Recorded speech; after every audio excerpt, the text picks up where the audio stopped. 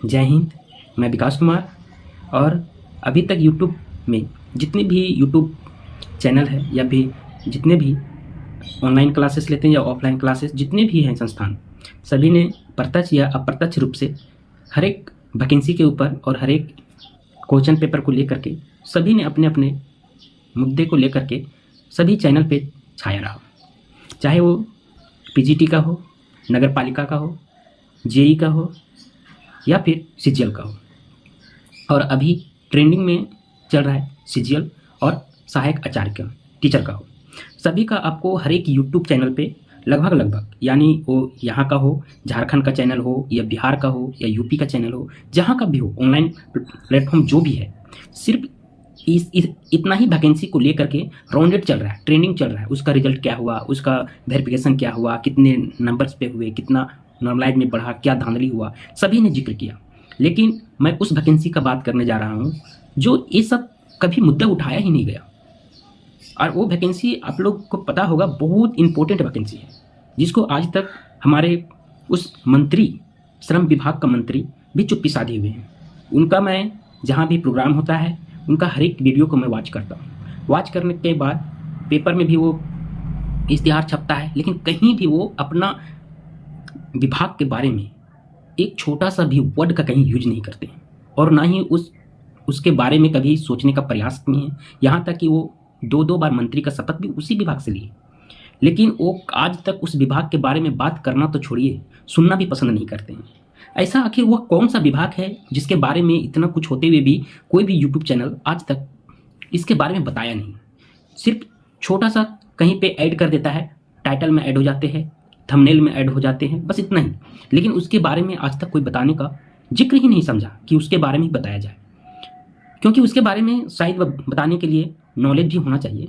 मैं ये नहीं कहता कि क्यों नहीं बताया जा रहा, हो सके उसके बारे में नॉलेज ना हो, जिसके बारे में फुल डिटेल पता ना हो तो वो इसके बारे में वीडियो नहीं बनाए।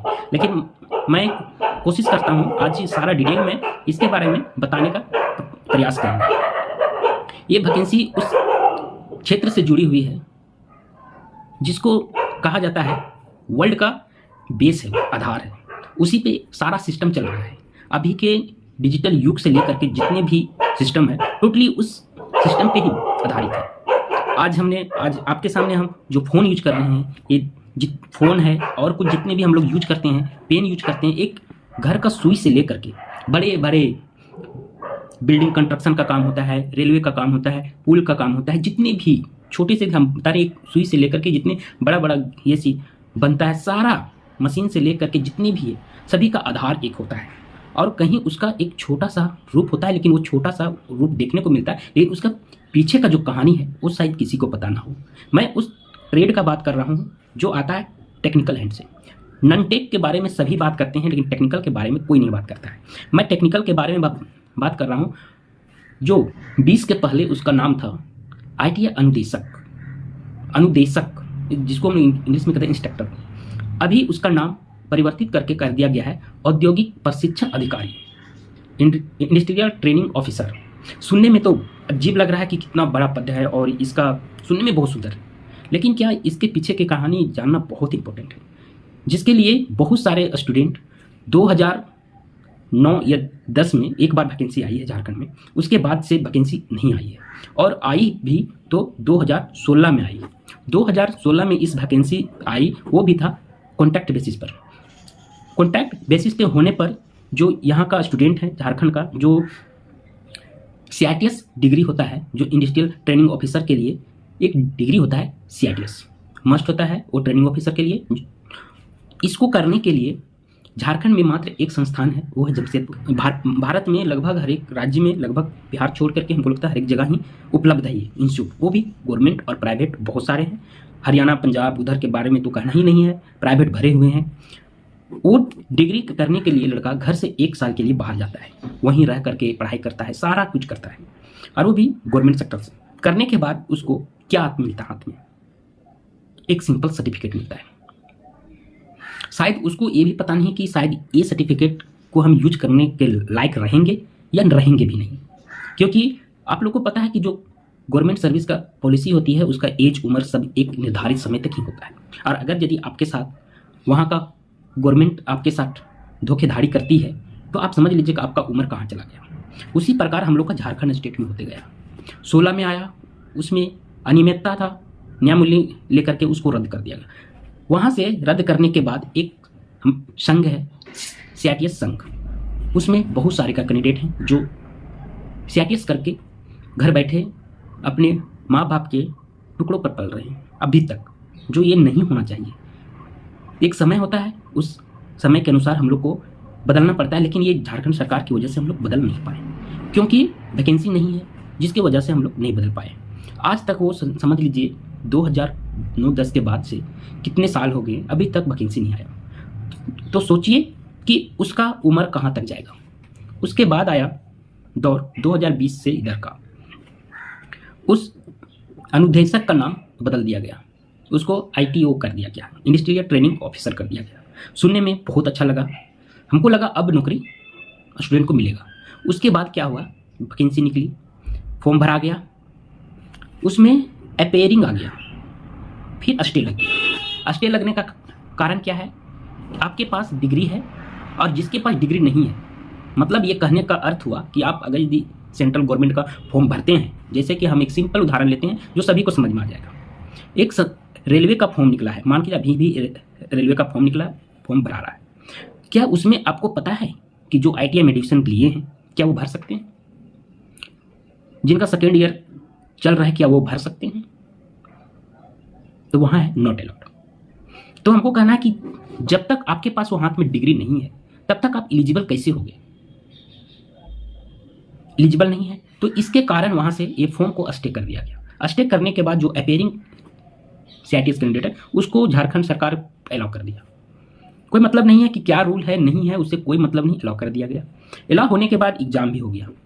एग्ज़ाम होने के बाद आज एग्ज़ाम हुए, इससे जो पीछे एग्ज़ाम हुए या फिर जैसे जैसे एग्ज़ाम होते गए रिजल्ट देते गया।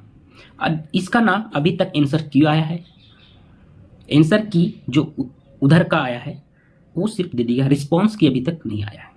और रिजल्ट की बात तो अभी तो दूर ही है, रिस्पॉन्स की नहीं आया। रिस्पॉन्स की अभी तक दिया नहीं, क्या कारण है कि अभी तक जारी नहीं किया गया है, इसको कोई नहीं जानता है। इसके बारे में अभी तक कोई उठाया ही नहीं होता कि इसको रिजल्ट देना चाहिए या नहीं देना चाहिए। अब यहाँ तक हो गया बात रिजल्ट नहीं देने का। अब आगे है यहाँ पे एक मुद्दा है कि झारखंड में हम लोग फॉर्म अप्लाई किए, यहाँ का रूल के आधार पर या DGT के रूल के आधार पर हम लोग को अपेयरिंग टेक्निकल में, नॉन टेक के लिए हम बात नहीं कर रहे हैं, टेक्निकल हैंड, जब तक आप कोई भी प्रॉपर ट्रेनिंग नहीं ले लेते हैं, कोई भी प्रॉपर ट्रेनिंग नहीं लेते हैं, आप उस फील्ड में काम नहीं कर पाएंगे। टेक्निकल में अगर यदि आपको लेथ मशीन के बारे में जानकारी नहीं है तो आप सिर्फ लेथ मशीन का देख करके उस पर काम नहीं कर पाएंगे। सिर्फ आप जान सकते हैं हाँ ये लेथ मशीन है, लेकिन उस पर ऑपरेट नहीं कर पाएंगे। उसी प्रकार यहाँ है, जो ट्रेनिंग में अभी उसको ट्रेनिंग दिया जा रहा है वो भी इसमें अप्लाई कर दिए कि हमने तो ट्रेनिंग ले रखी है, अभी कंप्लीट नहीं हुआ लेकिन हम लोग को अलाउ किया जाए, वो भी अलाउ हो गया। अलाउ करने के बाद आप सोचने की बात यहाँ है कि हर एक राज्य में अलग अलग इसका रूल है। झारखंड सरकार का गलती कहाँ है अभी इसका मैं बताता हूँ। अभी हाल फिलहाल में वैकेंसी निकला है, ये उत्तरांचल या हिमाचल का है, हिमाचल या उत्तरांचल का कंफर्मेशन नहीं है, लेकिन वैकेंसी ITI इंस्ट्रक्टर का उधर भी निकला, जिसको हम लोग औद्योगिक प्रशिक्षण अधिकारी के नाम से जानते हैं, वो निकला हुआ है। वहाँ साफ मांगा है कि आप वहाँ का निवासी होना चाहिए, रेसिडेंस आपका हिमाचल का होना चाहिए पहला। अब उसमें जो अदर स्टेट का है अभी तक कोई एक्शन नहीं लिया, जो एक्शन लेना है वो झारखंड में ही लेना है, बाहरी में किसी को दम नहीं है कि वो एक्शन ले ले। वहाँ अभी तक कोई भी फॉर्म के अगेंस्ट कोई भी पिटीशन दायर नहीं हुआ है और उसका डेट क्लोज भी हो जाएगा, कोई उससे मतलब नहीं है इनको। लेकिन झारखंड में सभी के लिए था, अलाउ कर दिया गया, ओपन फॉर ऑल। जिसमें से दोबारा निकला यूपी का फॉर्म, जब झारखंड निकलने के बाद हिमाचल के पहले यूपी का फॉर्म निकला था, यूपी इंस्ट्रक्टर का। अब इसमें देख लीजिए, यूपी का नागरिक होकर भी वो यूपी का फॉर्म नहीं भर पाया, लेकिन वो झारखंड का फॉर्म भर पाया। तो इसमें लॉजिक क्या है, क्या कारण था कि यूपी का होकर के यूपी में फॉर्म नहीं भर पाया? तो झारखंड सरकार का यहाँ कमजोरी है। कमजोरी ये है कि इसका कि यहाँ कोई आधार ही नहीं है कि वैकेंसी को कैसे फुलफिल किया जाए, इसका कोई आधार नहीं है। और यूपी का था, वहाँ था लागू टेट, जो एक एग्ज़ाम है वहाँ स्टेट गवर्नमेंट का, एक सिंपल एग्ज़ाम है। अगर यदि आप इसमें क्वालिफाई हो तो ही वहाँ का फॉर्म आप फिलअप कर सकते हो। लेकिन झारखंड में ऐसा प्रावधान नहीं था कि इसमें से किसी तरह हम लोग को एग्जाम में लिया जाता और हम लोग क्वालिफाई होते और हम ही लोग सिर्फ झारखंड में वहाँ भर सकते। लेकिन यहाँ कुछ वैसा नहीं था। तो यूपी का रहते हुए भी वो झारखंड में एलिजिबल है, लेकिन हम लोग झारखंड में रह करके अदर में एलिजिबल नहीं है, क्योंकि वो रोकने का किसी न किसी प्रकार से वहाँ का वैकेंसी में अदर स्टेट का रोकने का प्रयास किया गया। अब यूपी का वैकेंसी में हम इतना बताते हैं कि 99% लोग सिर्फ यूपी का फॉर्म भरे, और उसमें भी एक अपना एक कॉमन एग्जाम लेता है, तो उतना लड़का इंटरेस्ट कोई नहीं दिखाता है कि हम उसमें एग्जाम में बैठे हैं। लेकिन यूपी में ये प्रावधान था, जिसके वजह से आज वहाँ पे 99% लोग सिर्फ यूपी का फॉर्म भरे हैं। और लेकिन झारखंड में ऐसा कुछ नहीं हुआ, जिसके वजह से भारत के सभी स्टेट, सभी राज्य से यहाँ फॉर्म भराया गया है। आप सोचिए कि हम लोग को रोकने और हम लोग को झारखंड में नौकरी होने का कोई मतलब नहीं है कि हम लोग का यहाँ का किसी को प्राथमिकता दिया जाए, किसी भी वजह से हम लोग को नहीं दिया जाएगा। ये मुद्दा हो गया। अब हम लोग आते हैं कि यहाँ पे एक्सपीरियंस का बात आ गया कि सरकार से इतना विनती करूँगा, या जो श्रम विभाग है वहाँ के जितने पदाधिकारी हैं सभी से विनती मेरा रहेगा कि आप रिजल्ट 3 टाइम से आप ज़्यादा दें, 3 टाइम से ज़्यादा दें। क्योंकि जितने भी हैं, जितने भी CITS किए हैं, उसमें से हम बोल रहे हैं कि 50% से भी ज़्यादा जितना फॉर्म भराया है उसमें से 50% से भी ज़्यादा हमको अनुमान है, ये मैं अनुमान लगा रहा हूँ कि इसमें से इतना फुलफिल नहीं हो पाएगा। मेरे अनुसार फिर फुलफिल नहीं होगा। जो DGT का रूल है उस आधार पर अगर लिया जाए तो सचमुच वो फुलफिल नहीं कर पाएंगे। तो इस आधार पर सीट खाली रहने का चांस रह जाएगा, जिसके वजह से जो होने वाला कैंडिडेट है, जो जेन्युइन कैंडिडेट है, उसको फिर मौका नहीं मिलेगा और वो इस वैकेंसी से वंचित रह सकता है। तो मैं श्रम विभाग से ये भी बोलूँगा कि एक बार आप DGT का रूल है वैसे एक्सपीरियंस के आधार पर, जितना रूल है उस आधार पर आप एक्सपीरियंस सर्टिफिकेट की मांग किया जाए, ताकि इसमें जो फ्रॉड हैं, कहीं से भी बनवा लिए हैं, उनसे बचा जाए होगा, ताकि जेन्युइन स्टूडेंट का जॉब हो। कितने लोगों ने तो फौर्जरी एक्सपीरियंस जमा करके फॉर्म डाल भी दिए हैं, मैं किसी का नाम नहीं लूँगा, डाले हैं, बहुत सारे लड़के हैं जो डाले हुए हैं। श्रम विभाग से मैं एक विनती करूंगा कि कम से कम एक फॉर्मेट आप भरवाइएगा, जहां से जो एक्सपीरियंस होल्डर है, जहां से वो अपना एक्सपीरियंस को फिलअप किया है, वहां का वो कंपनी का दिया हो या ITI इंस्टीट्यूट का दिया हो, या फिर जिस विभाग में वो कार्यरत है वहां से वो उस विभाग का फॉर्म भरवा करके आप उसमें उस विभाग से सत्यापित करवा लेंगे, ताकि आगे चल के कोई दिक्कत ना, जो फॉल्स स्टूडेंट भरे हैं वो बाहर हो सके और जो जेन्युइन स्टूडेंट है उसका जॉब सुनिश्चित हो। एक ये मुद्दा है। दूसरा मुद्दा ये है कि रिजल्ट और अभी तक रिस्पॉन्स की दोनों नहीं आया है। इसका क्या कारण है? सभी के लिए चंपई सोरेन जी जितनी वैकेंसी है CGL के बारे में बात करते हैं, नगर पालिका के बारे में बात किए, JEE के बारे में बात की, उनका भी वीडियो में देखा, सभी के बारे में बात करते हैं। लेकिन ITI की प्रशिक्षण अधिकारी, उसके बारे में आज तक कोई भी नेता का, लीडर का, मंत्री का, ना मुख्यमंत्री का, किसी का भी बयान नहीं आया है, और ना इस विभाग का जो मंत्री हैं उनके द्वारा भी इस बारे में कोई बयान अभी तक नहीं आया है कि हाँ इस वैकेंसी को आगे बढ़ाया जाए या क्या किया जाए, नहीं किया जाए। अभी तक कोई इसका परवाह नहीं है किसी को। तो मैं एक ही बात कहना चाहूँगा कि इस वैकेंसी को आप लोग फोकस कीजिए। कम से कम सभी वैकेंसी में तो हम तो कहना चाहते हैं कि धांधली तो हुआ ही है, लेकिन जब इस सभी का रिजल्ट प्रकाशित कर रहे हैं तो इसको भी रिजल्ट को प्रकाशित किया जाए। इसको दबा करके रखने से कोई फायदा नहीं है। अगर यदि अभी भी इसमें से कुछ धांधली करवाना चाहते हैं, इसकी वजह से हो सकता है कि रिजल्ट प्रकाशित नहीं हो रहा है, क्योंकि हो सकता है कि किन्हीं का रिलेशन वाले अभी तक जो ऑफिसर बैठे हुए हैं अंदर में, हो सकता है उन्हीं के रिलेशन में जो अभी तक डिग्री को कंप्लीट नहीं किए, हो सके उनके वजह से रिजल्ट को रोक के रखा गया हो। बहुत सारा कारण हो सकता है, या फिर जो अंदर बैठे हुए अधिकारी उनको सेटिंग करने का मौका मिल नहीं रहा हो, जिसके वजह से रिजल्ट पर प्रकाशित नहीं किया जा रहा है। बहुत सारे मुद्दे हैं जिसके वजह से हो सके रिजल्ट देने में दिक्कत हो रही। तो मैं सीधी मुख्यमंत्री से मैं अपील करूंगा कि इस विषय में आप गंभीरता से इसको लें और रिजल्ट को प्रकाशित करें। और माननीय मंत्री जी, श्रम मंत्रालय के विभाग के जो मंत्री हैं उनको हम निवेदन करेंगे कि इस मैटर को आप गंभीरता से लें, क्योंकि अपने 4 साल तक अभी तक कुछ नहीं किया है। मैं खुले मंच पे बोल रहा हूँ कि 4 साल तक अपने श्रम विभाग के लिए आपने कुछ नहीं किया है, तो कम से कम एक काम आप कर दें। जो अंतिम 1 साल है उसके अंदर तो एक काम आप कर दें। इसके आगे और तो क्या बोलूँ मैं, ITI के जितने भी CITS का कैंडिडेट हैं सभी समझिए वो सब मजबूर हो गए हैं कि अब रिजल्ट देगा। लेकिन मैं रिक्वेस्ट करता हूं कि आप रिजल्ट दें। और इसके आगे क्या बोलूं, यही एक छोटा सा टॉपिक था जिसको मैंने यूट्यूब पर आज तक फुलफिल कोई नहीं बताया। इस वैकेंसी के बारे में कोई नहीं जिक्र ही नहीं किया कि इसमें क्या होना चाहिए, नहीं होना चाहिए, कोई जिक्र नहीं हुआ। तो मैं यही कहूँगा DGT का गाइडलाइन का सर इसमें फॉलो किया जाए। DGT जो कहती है उसके अनुसार फॉलो किया जाए और उसको जो भी कैंडिडेट फुलफिल करता है उसको इंस्ट्रक्टर में भर्ती किया जाए और बाकी को तो वहाँ से छटनी होगा ही। स्क्रूटनी बहुत ज़रूरी है क्योंकि इसमें स्क्रूटनी करके धांधली भी होने का चांसेस बहुत ज़्यादा है, क्योंकि ये वैकेंसी और इसके आधार पर जितने भी वैकेंसी झारखंड में अभी तक एग्जाम हो चुके हैं, धांधली चरम सीमा पर है और हो सके तो इसमें भी धांधली होने का चांसेस बहुत है। और हम जानते हैं कि इसमें गवर्नमेंट का हाथ नहीं है।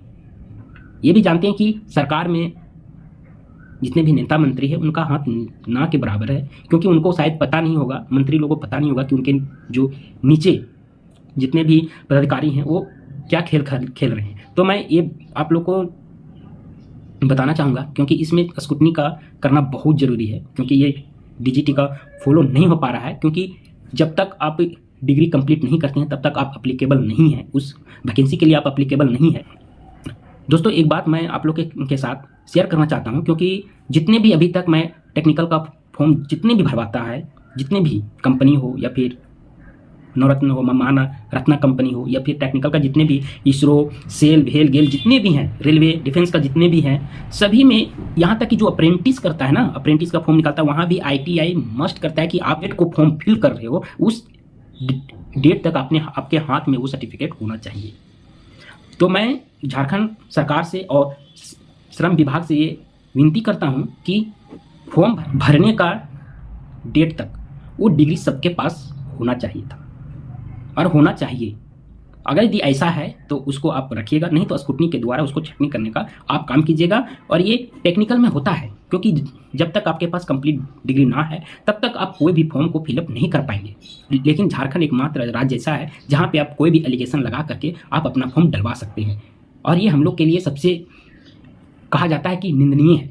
इसको आपको क्या हट महसूस होता है कि हम लोग झारखंड में हैं और 4 साल की सरकार में एक वैकेंसी जो निकला है वो फुलफिल नहीं हो रहा है। और ये वैकेंसी आज का नहीं है, बहुत साल पहले की वैकेंसी है जिसको आज तक लटका के रखा गया है।